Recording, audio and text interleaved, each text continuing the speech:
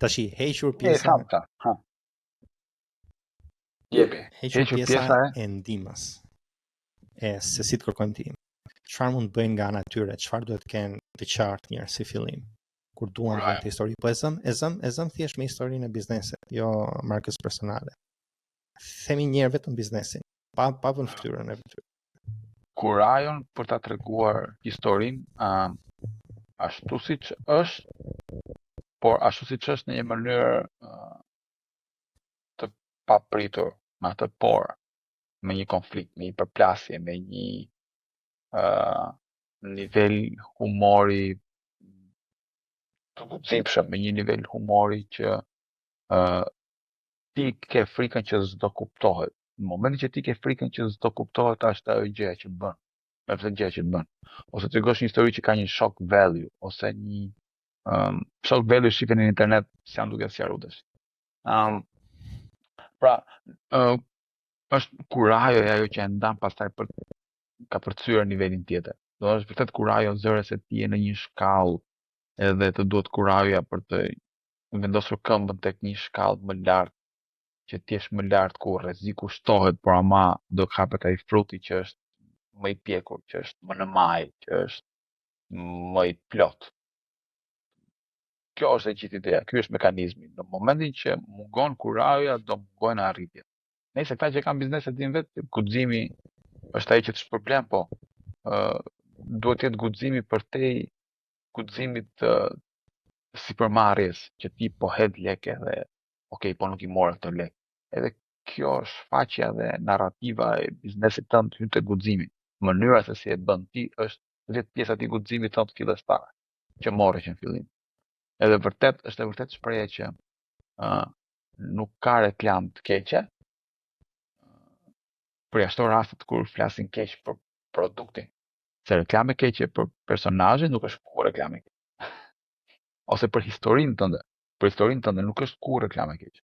Por në mënyrën se si, do të thënë, nëse produkti nuk bën atë që ti premton, ajo po është reklame keqe. Dhe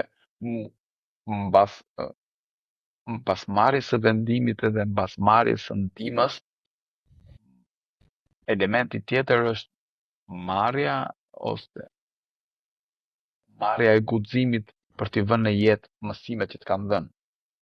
Nuk e di se sa e qartë ishte. Do të thënë, në fillim ti të vjen dikush që të thotë duhet të bësh 1-2-3 gjëra, dhe next step është guximi i të kryerit atyre gjërave ashtu siç janë thënë, ashtu siç janë rekomanduar. Jo. Jo, unë jam me ty për guximin, por po mendoja edhe më të prekshme, kupton? Unë do të thoya këtë gjë.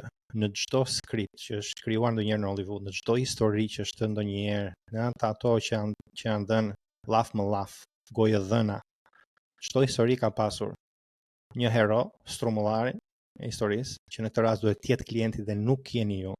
Nuk është biznesi. Heroi është klienti. Një hero, një konflikt, dhe ky konflikt vjen si pasojë një dëshire për një pozicion tjetër për heroin. Pra ka 2 pika, A dhe B. Këto gjëra i duhet i dini përmendsh në gjuhë. Dhe kjo fillon që me krijimin e persona, avatari. Klienti juaj ideal duhet ta dini me detaje jetën e tyre. Sepse çdo histori do filloj me përshkrimin e ambientit të klienti. Sepse siç e thash, besimi është pjesa më e rëndësishme në çdo histori. Dhe në mënyrë që personi t'ju besoj, duhet t'ja shpjegoni në detaj si e ka jetën për ta. Pra, dhe sigurisht kur shet byrek nuk mund të jetë aq në detaj, sepse është me impuls, por në çdo gjë të rëndësishme që do shisni, target audienca duhet të jetë pjesa më e qartë në mendjen tuaj. Hiqni edhe si do i ndihmoni dhe gjithë ato vijnë nga mbrapa.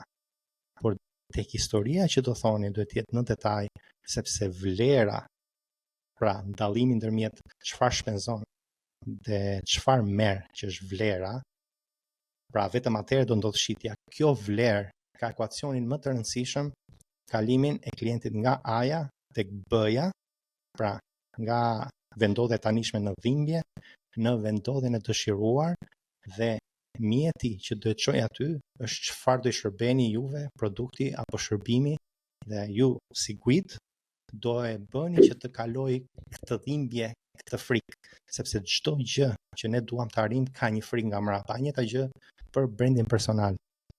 Pra nëse ti shkon dhe i thua unë bëj CEO që dali me brand personal, jo të kesh shumë të qartë kush është frika atyre më e madhe. Ti përmend kanë një frikë të madhe që këto gjëra nuk, sepse ti thua guxo, që do të thotë hiqe frikën me një, por kush është frika? E shpjegon dot në detaj frikën që kanë ata, sepse nëse ti janë nxjerr në dukje mbi ujë frikën, dhe zakonisht është gjithmonë një frikë që krijon një frikë tjetër. Pra ka gjithmonë një limiting belief kryesor. Është si iceberg. Duhet t'i nxjerrësh pjesën që ata nuk duan t'ia tregojnë asnjëriu, frikën më të madhe, dhe masi e nxjerr atë në dukje, dhe i thua, kjo është më e keqja që mund të ndodhi, atëherë mund të thonë, okay, po nëse kjo është më e keqja, atëherë bëj. Si ka dash keq? Kur e thua kështu me llafe. Një pyetje, ky iceberg ishte prapë preferencë për Titanicun se pas këtë? Titanicun. Më ka ngel fiksim. Pra, ka ngel fiksim tani që e ke parë historinë. Do mbaroj ky podcast, do shikoj Titanicun prapë. Kjo bashkëshortja e pabes në histori. Po mirë, si po mirë. Ja, tek historia e tyre nuk është edhe ja donte, por edhe kishte qejf flekët. E vërtet. Por edhe besoj unë se filmi nuk e thot. Edhe reci ke kishte provuar një herë përpara, po e kishte zgënjur. I mirë, po jo në të gjitha drejtimet. Po, është akoma dhe më e fort historia kur ti i tregon një frikë që personazhi jot nuk e dinte që e kishte. Është ajo që çdo frikë ne e dim, thjesht nuk duam ta pranojmë. Po kur them që nuk e dinte që e kishte, okay, nuk do ta pranonte, po kur ti ja nxjerr në pa, do të thonë që ai e ndjen brenda, po mes unit dhe mbi unit, do të thonë ekziston një boshllëk ku ai fut të gjithë frikat, të gjithë emocionet, të gjithë ndjesitë që nuk do që të përballet, edhe i fut aty brenda. Edhe ti vepron, ti si brand, ti si personazh, ti si personal brand, ti biznes, si shërbim, ti si komunikues, i nxjerr në pa këtë, i ndriçon këtë humbëtirën ku ai fsheh gjithë frikat, gjithë emocionet negative, gjithë gjërat që e pengojnë për të kaluar në shkallën tjetër. Kjo është historia jote, historia jote është i hedhësh dritë aty tek ky boshllëk ku ka frikrat e tij, ku klienti jot ka frikrat e tij, duke ja ndriçuar ti frikrat, i ngjall besimin që ti e ai udhëheqësi, ai Yoda, ai Buddha, ai çdo qoftë që do ta ndihmoj të kapi në nivelin tjetër. Si mund ta bësh këtë? Pastaj mund ta kontaktosh në marketing kaloj 3.0. Po ti tham gjitha këto çau kuptim ku më bëj. Kjo për të marrë pastaj. Kjo është edhe një frikë tjetër. Po sikur ti them të gjitha gjërat që di. Po. Çfarë do blej pastaj nga kursi im, për shembull? Po. Nga kursi im. Çfarë do marrin vesh ata? Nëse i thashë çdo gjë. Tjetra që mund ta themi shumë shpejt, është që kur vjen puna në mentorimin e dikujt, qoftë edhe të klientit tënd, qoftë edhe të biznesit, qoftë edhe të në lidhje me kursin, kur ti ofron një kurs, kur ti ofron një lloj mentaliteti tjetër. Çështja është personat që kërkojnë ndihmë, edhe klienti jot që kërkon që do të hajë të dy rregull. Në vetvete. Nuk ka nevojë në të vërtetë për literaturën, nuk ka nevojë në të vërtetë për kursin, për videon, për audion. Ai ka nevojë për accountability. Ai ka nevojë që ti kërkosh llogari që ku je dhe ti ta shtysh drejt saj, sepse ai mund të thotë që urdhëro librin, urdhëro videon, urdhëro podcastin, urdhëro audion. Që do të thotë nuk e ke kuptuar kush ishte dhimbja. Nuk e kishte të qartë dhimbjen e klientit. Dhe ai e merr këtë informacion dhe prapë rituar kryqë dhe nuk bën asgjë. Sepse ka nevojë që ti ta shtysh thosh, po dilë për në video, dil folë njerëzve, boj postim, boj. Por edhe fakti që nëse unë jap përmbajtje për shkakun online, është komplet ndryshe nga ajo që përmenda unë, që është të kemi edhe një insight në jetën tënde, të kemi informacion për ku je ti tani, të bëj audite ku je.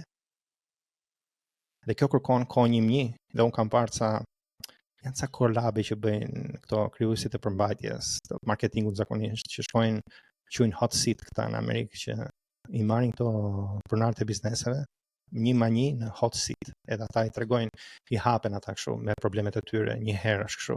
Kam të probleme si ta. Tani ai dëgjon vetëm 5 minuta shpjegim për probleme. Edhe i thot, po mirë, po këtë e ke provu? Po si ka ndodhur? Këta. Po këtë? Po, okay. Atëherë unë do thoja që ti e ke këtu probleme. Edhe ky tjetri thot, okay. Shumë faleminderit. A su mor vesh, a u zgjidh, a çfarë ndodhi, a u mat çfarë i tha ky, ishte aq si përfaqësore kur unë dëgjoj, them, po të pagush e lek për këto 5 minuta. Nuk ka për t'ju hyrë në punë 5 minuta, doni dikë që t'ju masi edhe në avans. Pra, se si po kalon, se çfarë gabimesh po bën, le t'i kthehemi, le të shikojmë game tape-in e quajmë. Le të shohim edhe një herë si ke dalë në video. Le të shohim një herë si ke dhënë brandin tënd personal. Hajde ta shohim edhe këtë dhe atë. Tash kjo nuk do thotë që do ri për herë me ty, se nuk është ti nuk je Filip, ky Aleksandri i Maqedonisë që ke marrë Aristotelin për mentor, edhe do ri të ditën me ty.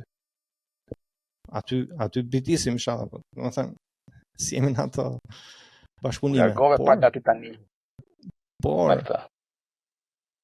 dhe ti por do thoya është një shpenzim kohë dhe energjie i vazhdueshëm në kohë, duke parë avancimin tënd. Mentorim mentorim sade.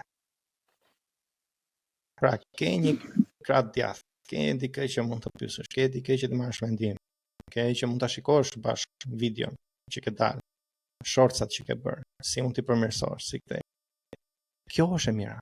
Pra, kur ti e shikon mirë kush është halli kryesor i klientit dhe ke një det qartë të avatarit, historia është self-evident, është e ditur. Kupton? Thjesht duhet të shikosh mënyrat se si çdo kanal ka ato karakteristikat e veta se si duhet treguar ajo histori, po ti e di historinë, ajo histori shkon kudo. Ti e ke shumë të qartë dhe çfarë është unique value proposition joti në krahasim me të tjerët. Kupton?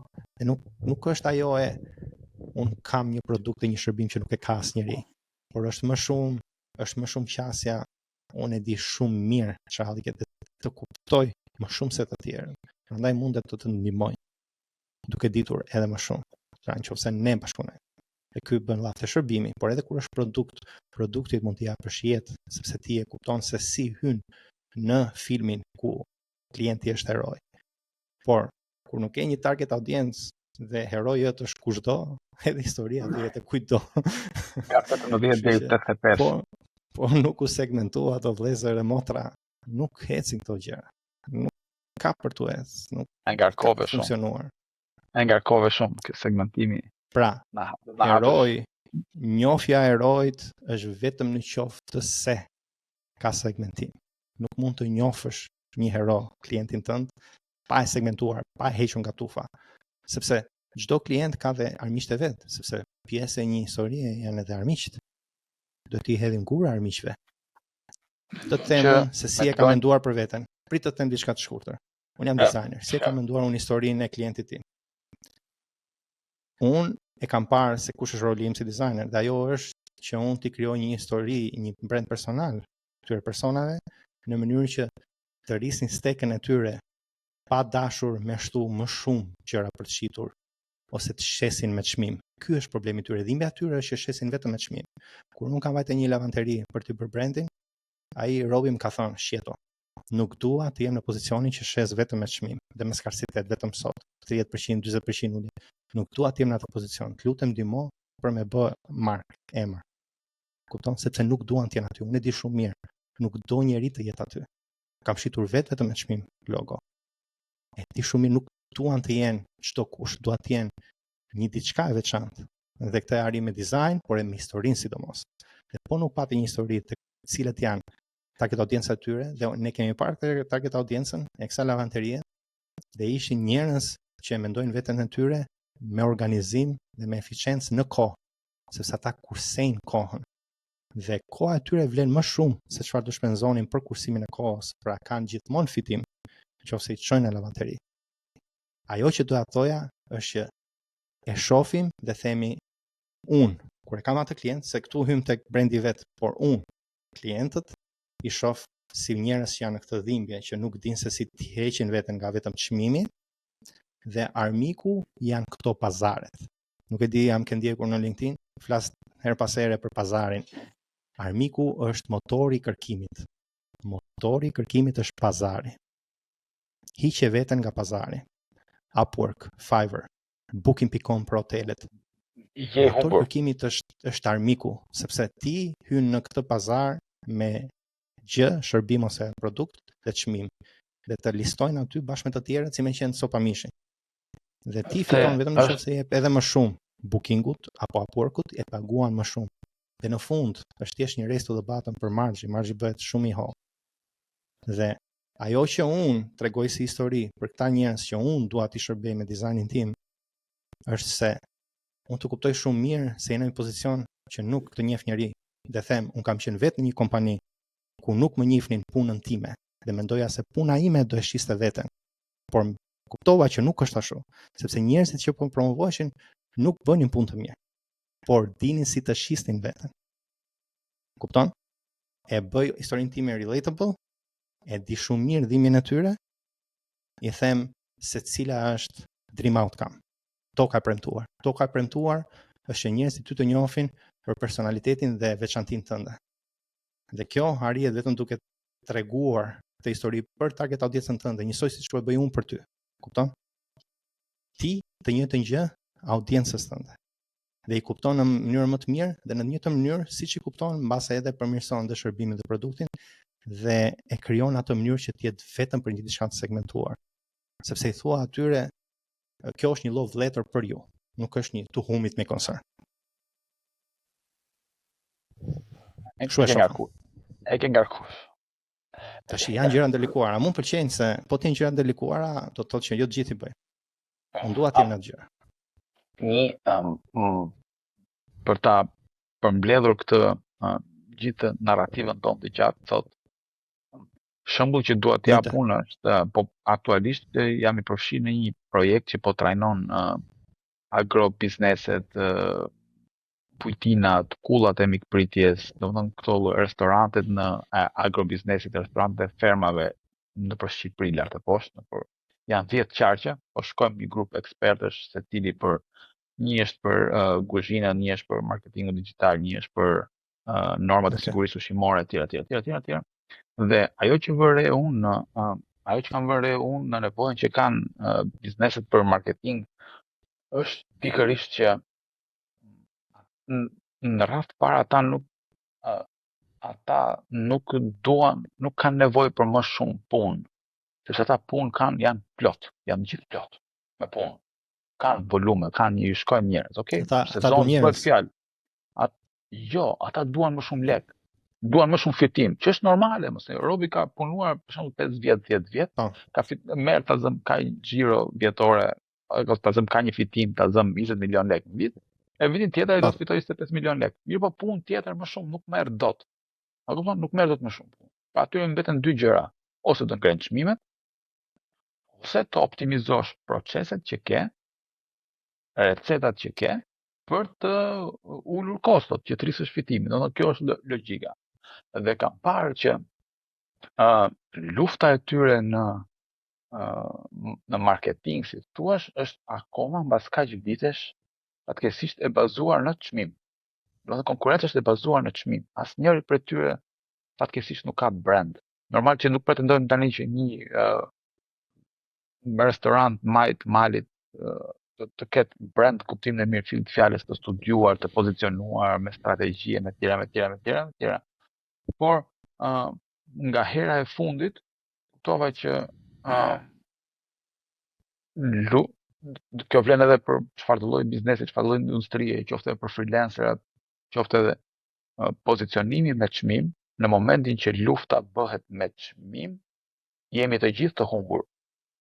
Sepse njerëzit vetë është një tur me madhe që shkon te ky çmimi këtu, pastaj shkon te ky çmimi këtu, pastaj shkon te ky çmimi tjetër, dhe as ti nuk ju shërben dot që të gjithëve, as këta nuk marrin atë që duan, dhe ndërkohë dhe gjithë pjesa tjetër pret që kur do vi vala e punës tek unë, kur unë ta ull çmimin që unë nuk do ta përballoj dot as çmimin e ulur, as volumin e madh punës për të ofruar një shërbim cilësor ose një produkt cilësor.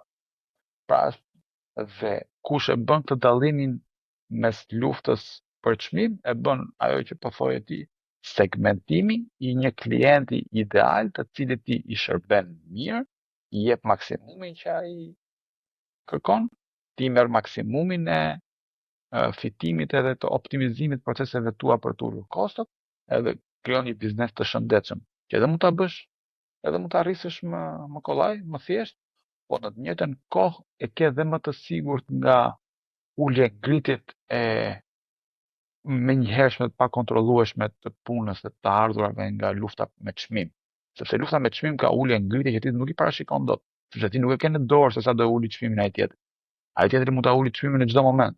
Dhe ti ke 100 konkurrentë të tjerë që konkurrojnë me çmim, edhe nëse janë 100 veta që zihen për po të njëjtën gjë, dihet që duhet e humbur davaja. Davaj thon lufta apo çështje, një nga të dy, duhet të është çështje e humbur. Tani si do e përmbledhim ne me një thënie të moçme? Me një thënie të moçme është kur i bien të gjithë njëjtës gozh, nuk dihet tek çekiçi kujt i ra edhe kush do marri meritën. Ndoshta ja. Tashi, unë thjesht tund kokën si të gjitha këto dava, po. Okay. Te kemi mësuar këtej. Po tunde kokën. Okay. Ky që kam me mua. Okay. More vesh gjë, hiç fare valla. Interesante, do të thuash interesante në vazhdën e. Really? Okay, really. Ja, okay. More vesh gjë, hiç fare. Jo, harroje. Do e shoh mbrapa. Unë doja t'ju thoja që mos u bëni si ai kapiteni Anias Titanikut, që kishte pirja, kishte futur gjumit, kur kishin ardhur radiofrekuencat për icebergun, po duhet qëndroni gjithmonë vigjilent tek timoni, tek radioja, dhe të kapni sinjalet. Dhe mënyra për të treguar vigjilent është duke bërë brand. Dhe duke na marrë në telefon. Nuk ka kërkuar ne për ndihmë. Kjo ishte, do të nuk e di, ishte komplet. Uncalled for. Kam për ta parë edhe një herë këtë film, s'kam për ta parë. Po. Unë them që edhe sigla e programit do të bësh një anije që përplaset me iceberg dhe bie ajo pjesa e sipërme dhe shfaqet pjesa e poshtme, i lexon marketing 3.0. Do diçka kështu. I Celine Dion do ishte bukur. Sidomos me zërin tim pregamori, sidomos që kur nuk merr me Celine Dionit. Janë këto teoritë e konspiracionit që nuk merr më adrenokrome dhe prandaj. Ose një video AI në të dy si Rosie dhe Jacku në Titanic duke hapur duar. Si gjëra tilla se AI bën këto gjëra deepfake. Domethënë no pan, po mos na fut në ato ujëra. Ciao njerëz, shihni në episodin tjetër me edhe më shumë informacion të vlefshëm, vetëm këtu tek neve, marketing 3.0, 2 këshilla, 300 para. 300 para.